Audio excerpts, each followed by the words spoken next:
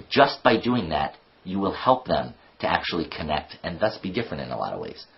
But our intention is simply to be closer to our children.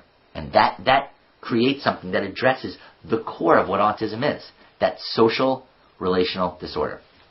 Now, common misconception about the Sunrise program, I hear all the time, is that, oh, we just join, isn't that the program where you just do what the child does and you mimic them and you just go into their world and that makes them recover from autism? Look, if somebody said that's what the Sunrise program was, I would think that was a little silly too. So I understand the objection, except the problem is that objection is based on false information. We don't join with everything the child does, no matter what. We only join with one type of behavior, and that is the ism. That's when our child is doing something that's repetitive, and when our child is doing something that's exclusive, they're turned off to us. And by the way, this is not by any means limited to children who are nonverbal or who do overt isms like hand flapping. If you have a child with Asperger's syndrome who is verbal and doesn't line up cars and doesn't hand flap and doesn't spin objects, this is just as useful. You still want to enter your child's world, but maybe your child's world is a little more complex. Maybe your child knows all about trains and can name every model of train built between 1937 and 1983. Right? Now is the time to be the train master. Right? What you want to think is, oh my gosh, you love trains? I'm the train freak. I'm Mr. Train. You can't out-train me. What are you talking about? Right? So we want to get as excited about trains as they are. We want to get as involved in trains as they are. Right? And if our child with Asperger's syndrome wants to talk about trains, you know what we're going to do? We're going to talk about trains with them. And we're going to love the trains with them. And we're going to find out more about trains. And when they're talking about something that they're excited about, we're going to listen excitedly and with great anticipation. And that is joining in the same way that lining up cars with the child is joining. Now, I want to highlight something for you, and this is something that's really key. This booklet that comes with the DVD has this information in it. So I want to read you a couple of things. These principles, now, at first, again, remember, we encountered so much objection to these principles. Now science is starting to catch up, finally. And there is research, published studies that are now coming out that actually support the very things we're talking about. So I want to read you a couple of examples specifically about joining. There was a study conducted and authored by Geraldine Dawson at the University of Washington. This was published in the Journal of Abnormal Child Psychology back in 1990, actually. This is what they found, that when mothers imitated their child, now I want to be clear, joining isn't just imitating. It's getting really involved and excited about what your child's excited about. It's joining them in their world. So when they say imitating, they're talking about a superficial version of joining that isn't even entirely joining. So they're just talking about taking a little slice of joining. And they just had mothers imitate their children for 20 minutes a day, which is a lot less than what we're advocating. 20 minutes a day for only 2 weeks. Think about that. 20 minutes a day for 2 weeks. The study found in just that time significant increases in the duration of the child's gaze, at the mother's faces, and in creative toy play. Okay, think about that. That's pretty amazing. There was another finding published in Development and Child Psychology way back in 1984.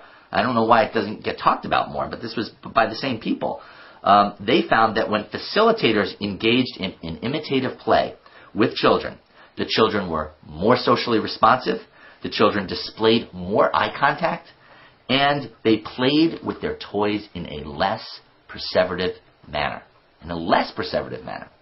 One final study, this was actually more recent, it's done in 2001, published in Autism, and it was conducted and authored by Tiffany Field et al. At the University of Miami. Now, what they did is they did a really nice study because they had a control group. They had 2 groups of children worked with for only 3 sessions. In one group, the adults imitated them, which remember is just a superficial version of joining. The other, the adults tried to get the children to play games with them and do things with them. The children that were imitated spent more time than the other children looking at the adult, vocalizing, talking to the adult, smiling at the adult, and sitting closer to and making physical contact with the adult. And they spent more time engaged in reciprocal play. How amazing is that? I mean, that's pretty incredible. And yet we still hear objections to this principle, as if it's not something that already has been proven to now really help these children. So, first thing is we're going to join.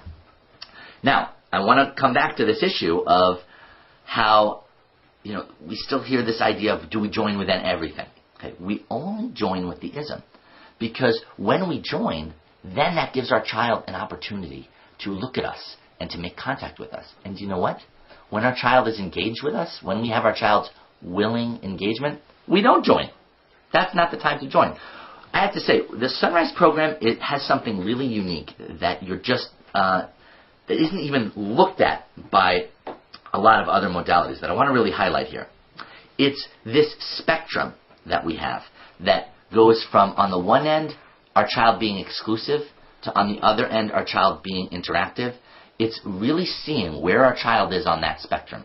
Is my little boy or little girl interacting with me? Are they looking at me? Are they responding to me when I talk to them? Are they coming and touching me, taking my hand? Are they involving me in some way? Or is my child being more exclusive, not looking at me, not responding, focused more on what they're doing, being more repetitive with what they're doing? Right? That's an important question to ask. When our child is being more exclusive and they're isming, that's the time to join. That's the time to relationship build.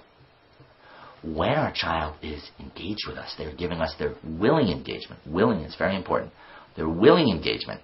That's the time to teach and inspire growth and help our children learn new things. So I want to give you one important piece for doing that. We have lots of different techniques that we talked about in the startup program. By the way, we have a startup program, that 1 week program. We have a startup program coming up on June 15th. It goes from June 15th to June 20th. And you can find out more about that. You can, I'll just give you some quick information. You can go to autismtreatment.org, autismtreatment.org. You can also call us. You can dial 001 if you're from outside the United States, and then dial 413-229-2100. And the great thing, by the way, about calling that number, one is you're going to talk to someone who's really nice on the other end of the phone, who actually cares about you and isn't dismissive of you, and that might be a nice change of pace for you. But the other thing is you can actually set up a consultative initial call, where you can talk to one of our family counselors who has they have years of experience talking with parents just like you, and if you're a professional, they also have a lot of experience talking with professionals as well. And what you can do is you can talk to them for 25 minutes or so and get your questions answered, see if the startup program is for you, see how it would work with your child, and really get some help by someone who cares and has experience and will talk to you about your child. Now, this is something that you're not charged for. This is not something that we charge for. This is something that you can just get free of charge. And you can call that number, the 413-229-2100, and you can arrange that, and we will book an appointment for you. One other thing I do want to give you in the way of websites. Our general website is autismtreatment.org, www.autismtreatment.org. It's great. It has a free message board where you can hear from other parents. It has really useful and helpful quotes from other parents who've done this, has information about our principles and our programs. But you can also go to a particular part of our website, and I want to read this to you. It's called autismtreatment.org/research. And you will see a paper on there called Empirical Evidence Supporting the Sunrise Program. And that is a very complex, very academic, but incredibly useful paper that with a comprehensive bibliography that talks about all the different studies that have been done that support exactly the kind of principles that we use and that we're talking about today. Okay, next principle. Remember, this is what we do when we've been joining for a while, and now we have our child's willing engagement. Our child's looking at us. They're interacting with us in some way. Now is the time where we can do different things that will help our children to grow and change, what we call inspiring growth. And the first thing to keep in mind is this idea. We want to help our child facilitate skill acquisition by capitalizing on our child's own motivation. want to capitalize on our child's own motivation. Okay?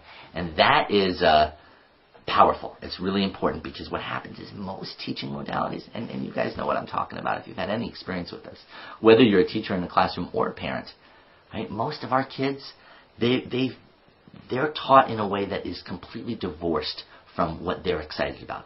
They're asked to sit in one place. They're asked to write their name or take out a piece of paper or do a particular behavior or sit on the toilet when they don't really want to sit on the toilet. Right? All these different things, they're taught in a way that doesn't connect in with things they're already motivated by.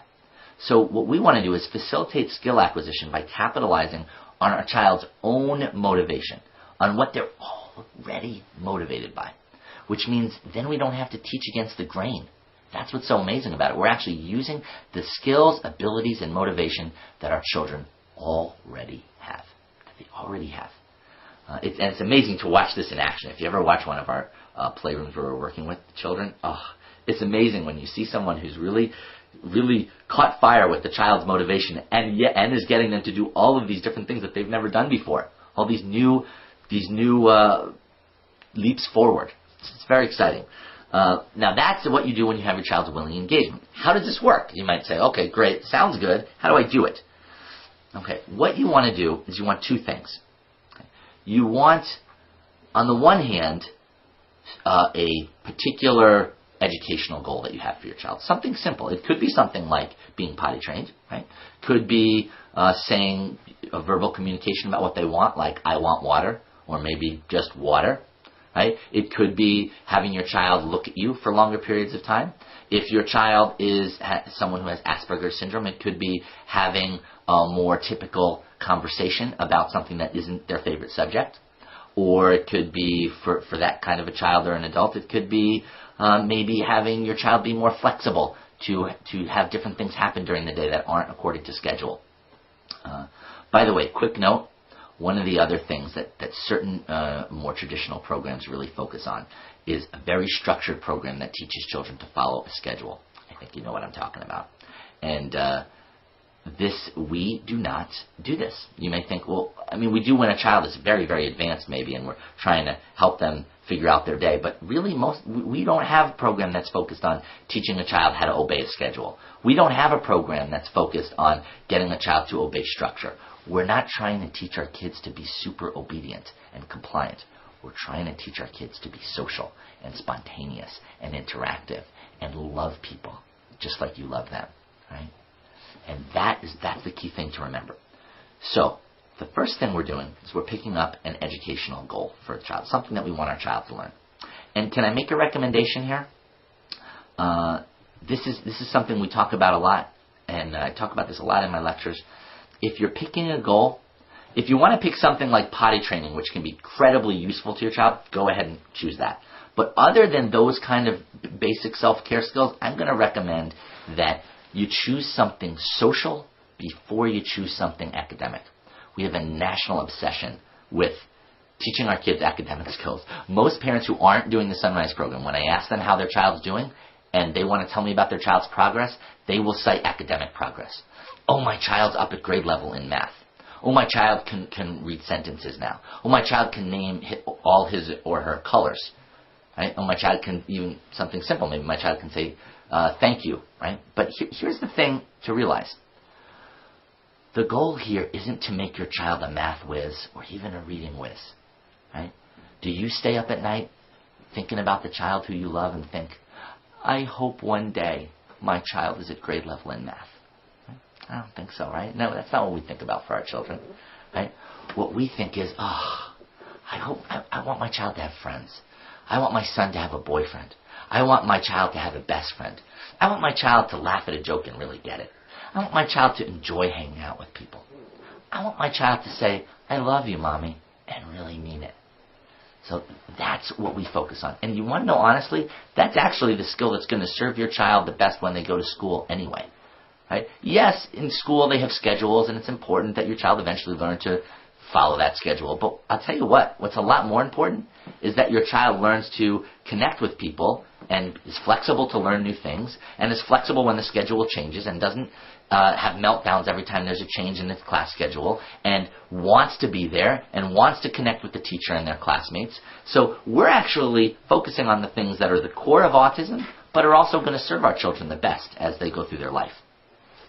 So this is what you're doing. You're choosing one educational goal that you have. You're going to choose something social, not academic. You're not going to choose math or reading or naming colors. You're going to choose things like eye contact, verbal communication, attention span in a game, having a conversation. Right? You're going to choose something that is social, again, unless you want to start with something simple like toilet training, which is a really key self-care skill that we want our children to learn. Okay, so what do you do with these two things? With this thing, with this goal? That's where the motivation comes in. You have this second piece, which is so important. So important. Find something that's motivating to your child. Find something that's motivating to your child. Now, you may say, how do I know that? Just watch your child. If you're not sure what one is, watch what your child does when no one else is bugging them. Right? Well, what does she do? What does he do? What do they like to do? Are they really into Thomas the Tank Engine? Do they really like physical movement? Right? What really gets them excited? What do they focus their energy and attention on? Right? That's what they're motivated by. Actually, your child, I'm sure, has many of them. It's just up to us to start really looking for them. See, that's not what we're taught to look for. We're taught to look for behavior gaps. What's my child not doing that they're supposed to be doing? And what's my child doing that they're not supposed to be doing? Right? Now you're going to look for, what's my child excited by? What do they gravitate toward? What do they move toward? You're going to really keep an eye out for this. Okay? And the more you look, you'll get better at seeing it. It's pretty amazing to watch this unfold. And then you have these two items. One educational goal and one motivation that your child has, one interest that your child has. All you do is you combine them into a game together. Now, do you have to find two that match up really well? No, you don't. You don't have to find any that are in any way inherently related. You just have to find something your child likes to do and something you want to help them do. That's all you need.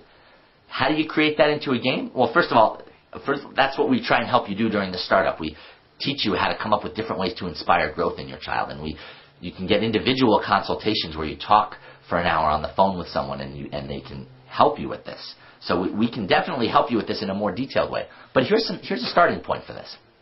The first thing you want to do is just imagine you're going to play a game that's based on what your child likes, and then you're going to slowly inject something new into it, something that you might want to help them learn to do. I'll give you a couple of examples at both ends of the spectrum.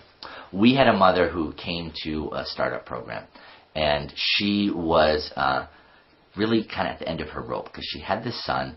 She loved him so much, and she just was trying to help him be toilet trained. And she said, look, I've been trying for 6 months.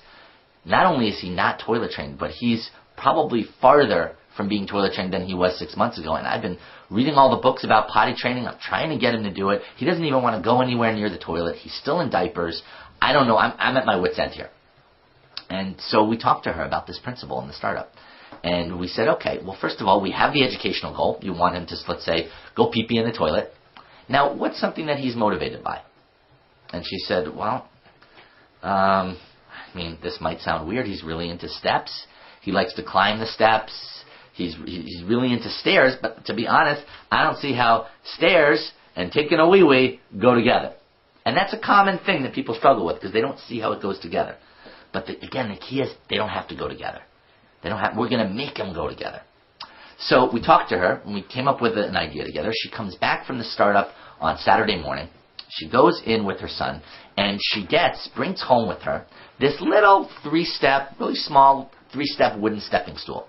She brings it into her son's room, and she says, look what I got.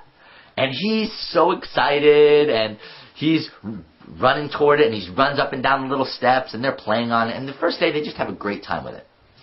And then the second day, she brings it in again, and they start playing on it. But now she starts to do different things that change it up a little. Like she moves the stool to different parts of the room, and he has to go to the different parts of the room to climb up on the stool. And so he's still really excited about the stool, but there's different little challenges in it. And then, about midway through the third day, they're playing with it actually near the bathroom. And she takes the stool, and she pushes it up against the toilet, and she has him climb up the 3 stairs stand on them, and go wee-wee in the toilet. And go pee in the toilet. And he does it. He does it. And that took her about 2.5 days of effort and energy. Now, it wasn't a magic pill, right? Didn't happen instantly. Took 2.5 days of work. But she'd been trying for 6 months. She'd been trying for 6 months and hadn't even made progress. Now, you may say, well, that sounds almost too good. I mean, is that really possible just by changing something in a way like that? Just by going with this boy's motivation? And here's the thing to realize. This isn't magic. This isn't magic. It's actually logic. It makes complete sense once we really understand it. Did this little boy lack the intelligence to be able to sit on the toilet and go in the toilet? Of course not. Did he have some genetic no pee in toilet disease? Of course not. Right? He was able to do it, but he wasn't very motivated to do it. Hey, he's getting his diaper changed every day. Right? You guys come over to my house and agree to change my diaper every day, I'll stop using the toilet. Right? So he's getting full service treatment. What does he want to learn to use the toilet for? Now, we want him to do that. His mom wants him to do that. That doesn't mean he's going to magically want to do it too. We've got to get him as excited about the toilet as we are. Right? So that's the key piece to realize. So this principle plays to your child's intelligence. We work with these kids every day. We know how smart they are. We know how capable they are. Right? It's not a question of we have to make our kids smarter. It's a question of we've got to get them so excited about learning the new thing. We've got to get them so excited about interacting with people that then we can use the intelligence that's already there to help them learn what we're trying to help them learn. And it's so incredible to watch what these children are capable of. I mean, he went in the toilet, but we see all kinds of things. Another example, by the way, which is really important to think about is this is not just for children who are nonverbal or semi-verbal or who are learning to use the toilet or learning to say a sentence.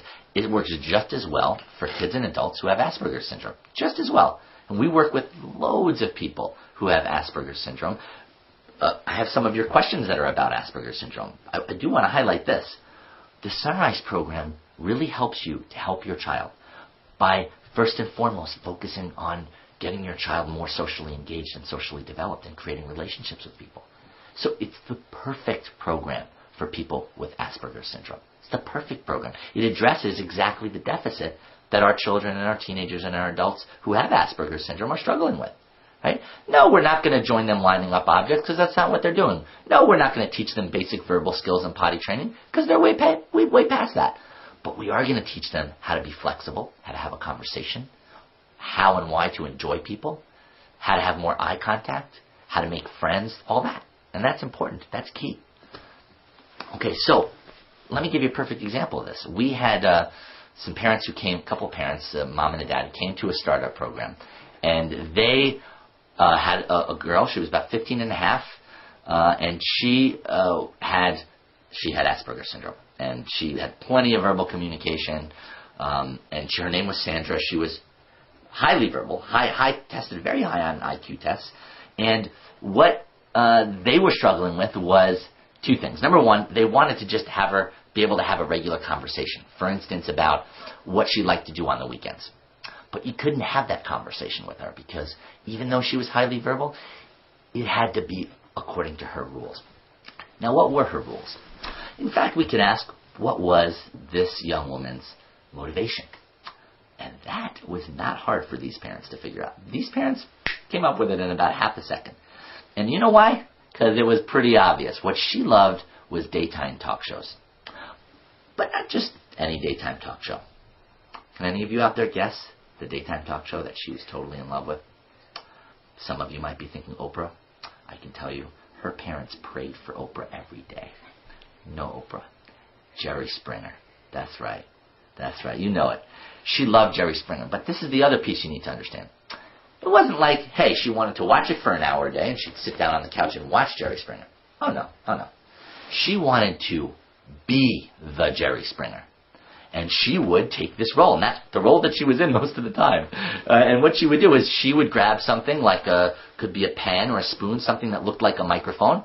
And she would come up to people, not only in her house, but on the street, and go up to random guys and say, so Bob, why'd you sleep with your wife's sister? And of course her parents are like, oh my gosh, this is so embarrassing. It's inappropriate. We have to they would try and drag her away from it. They had to break her of the Jerry Springer habit. They made war on Jerry Springer. They wanted done with Jerry Springer. And we actually talked to them about this, and we said that this was part of the problem. Not the problem that she was interested in Jerry Springer. That actually wasn't the problem. The problem was that they were making war on Jerry Springer. They were trying to break her of Jerry Springer. Right? That actually created more of what they didn't want. Because the more they pushed against it, the more she felt the need to really be Jerry Springer and stay in this role. This is what we know about our kids. Anybody who has any child on the spectrum of any age knows, you push, our children dig their heels in. Right? So they would push to get rid of Jerry. It didn't work. She was still being the Jerry master and all this. And so we talked to them about this, that we wanted to use her motivation. Jerry Springer, we wanted to use... Jerry Springer's the doorway. He's not the obstacle. He's the doorway to change. He's the doorway to change. So, what did we do? We constructed this whole game with them, and they come back from their startup. They got back on Saturday as well. And they go into Sandra's room, and while she's not there, they set the whole room up like a Jerry Springer studio. They have 4 chairs set up. They have a real microphone in the center of the room, which Sandra had never gotten before. It was so cool. She walks into the room, and this is a girl who's very non-emotive. And she flips out. She's so excited. She's got a real microphone. She's jumping up and down. And they get her mom, her dad, an aunt, and a family friend to sit in those chairs and be like the Jerry Springer panel.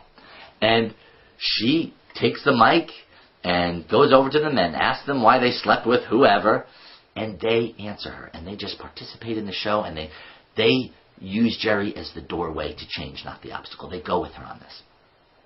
And then after about 45 minutes of this, Sandra's dad throws out a question to Sandra. Now you have to understand, this is not okay because, hello, Jerry Springer doesn't answer the questions, he asks them, right? So he throws out this question, and she completely answers it. She just answers it. No objection, no fighting, answers the question. He's completely shocked. So about 5 minutes later, Sandra's mom asks her a question. She answers it. And over the next hour after that, the whole direction of the conversation starts to change. And after about 2 hours and a half, 2 hours and 20 minutes, all 5 of them are sitting around in Sandra's room having a conversation about what each of them likes to do on the weekend and why. The very goal that they were striving for. Right? How did we get that? We got that not by moving against Jerry, but by using Jerry Springer as the doorway, using Sandra's motivation as the doorway.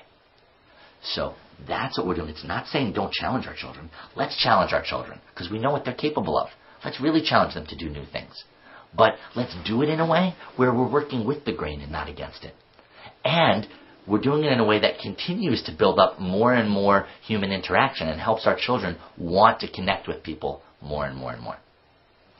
So those are some things to start out with. Okay, just to give you a kind of hint or some ideas on the Breakthrough Strategies for Autism Spectrum Disorders DVD that you can call us and order from us. We talk about joining. We talk about using motivation.